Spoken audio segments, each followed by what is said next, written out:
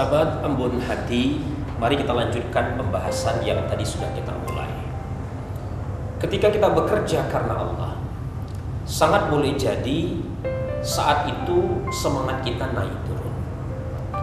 Karena dasar kerja kita adalah semata-mata taat. Dalam praktik kehidupan kita, seringkali ketika kita bekerja itu belum tentu hasil kerja kita itu mendapatkan respon sebagaimana yang kita harapkan. Sebagai contoh, kita sudah memberikan pelayanan yang baik kepada customer kita, tapi yang terjadi kemudian yang dibalas adalah dengan caci maki. Pembalasan itu bisa berupa tindakan-tindakan lain yang tidak kita harapkan. Karena itulah ketika kita bekerja, jangan berhenti hanya pada dataran karena Allah.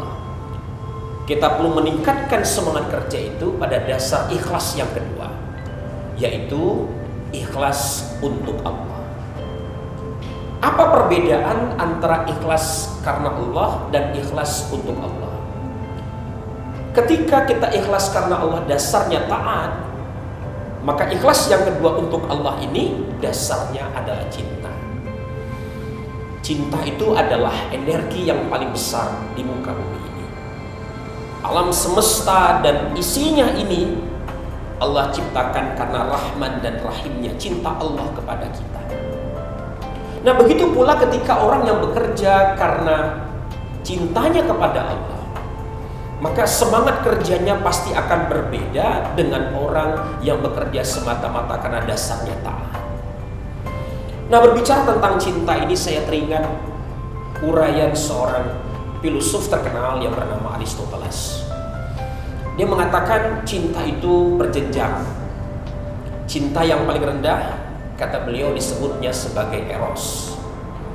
Eros itu adalah cinta fisiologis. Ketika kita mencintai pasangan kita karena alasan-alasan fisiknya misalnya, karena ketampanannya, karena kecantikannya, karena dompetnya mungkin, maka hal itu disebabkan dasar-dasar cinta yang sifatnya fisikal. Dalam dunia kerja, eros ini diejawantahkan dalam bentuk kita bekerja semata-mata karena tertarik dengan salary-nya, dengan penghasilannya, dengan fasilitas yang disediakan untuk kita. Namun pertanyaannya, di dalam dunia kerja itu kita ketahui bahwa ada kalanya bisnis itu pasang, ada saatnya dia surut.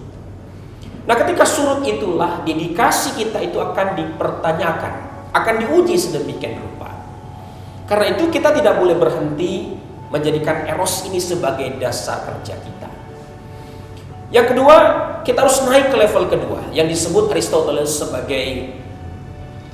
sebagai philos, ya. Philos itu adalah cinta psikologis, yaitu ketika kita mencintai seseorang atau sesuatu dikarenakan alasan-alasan yang sifatnya psikologis. Oh, misalnya saya mencintai seseorang dengan semata-mata bukan karena kecantikannya, bukan hanya karena ketampanannya, tetapi ketika kita mencintai seseorang itu karena sifat-sifat baik yang ada pada diri dia. Dia orangnya pemurah, orangnya murah senyum, sayang, tidak kasar kepada saya, dan lain sebagainya. Kalau dasar ini yang menjadi sebab kita mencintai seseorang, maka disitulah kita sudah mulai naik pada level kedua yang disebut sebagai philos tadi itu. Nah, dalam dunia kerja misalnya kita bisa melihat dari keadaan di mana barangkali pekerjaan itu tidak bergaji besar, tetapi kita mengatakan, oh, di sini memang tidak bergaji besar, tetapi suasana kerjanya nyaman, menyenangkan, dan lain sebagainya.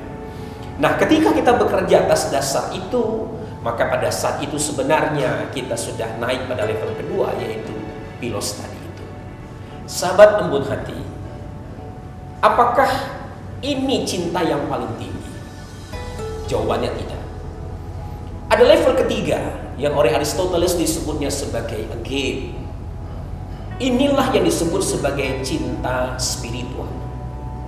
Cinta spiritual ini dibangun atas kesadaran bahwa kita ini mestinya belajar mengejawantahkan cintanya Allah kepada kita. Kita lihat betapa baiknya Allah itu. begitu berlimpahnya kebaikan-kebaikan Allah ini, sampai kita tidak bisa menghitung, mengeja berapa banyak kebaikan-kebaikan Allah itu. Kita sering kali membalas kebaikan Allah tersebut tidak dengan cara yang sama. Kita kadang membalas kebaikan Allah dengan pelanggaran-pelanggaran. Nah, seperti itu pula orang yang bekerja dengan semangat again. Ketika dia bekerja, dia tidak semata-mata melihat alasan psikologis dan fisiologis di balik pekerjaannya itu, tapi dia menemukan alasan yang bermakna dari apa yang dia kerjakan.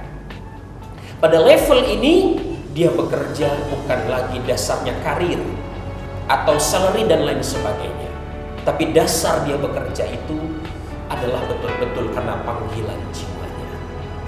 Ketika orang sudah sampai pada level ini, sahabat ambun hati, yang ada pada diri dia adalah happiness, kebahagiaan.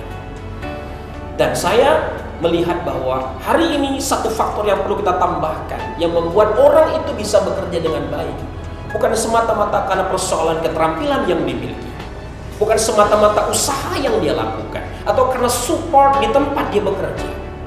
Saya menambahkan satu alasan lagi, yaitu kebahagiaan. Bayangkan, kita bekerja 8 jam satu hari. Begitu lama, kalikan umur kita. Berapa lama kita bekerja? Barangkali separuh hidup kita ini kita habiskan untuk bekerja. Nah, alangkah ironisnya ketika kita bekerja pada saat itu, kita mengerjakannya penuh dengan keluh kesah, menggerutu ke sana kemari, bahkan menceritakan keburukan dari tempat kita bekerja itu. Nah, sejatinya orang yang bertindak semacam itu diilustrasikan seperti orang yang meludah ke dalam sumur yang airnya dia minum sendiri. Ini kan sebuah tindakan yang sangat tidak pantas. Dan yang semacam ini hanya dimungkinkan diatasi dengan adanya kebahagiaan dalam kita bekerja. Seperti apa sih indikasi bahwa kita sudah bahagia dalam bekerja?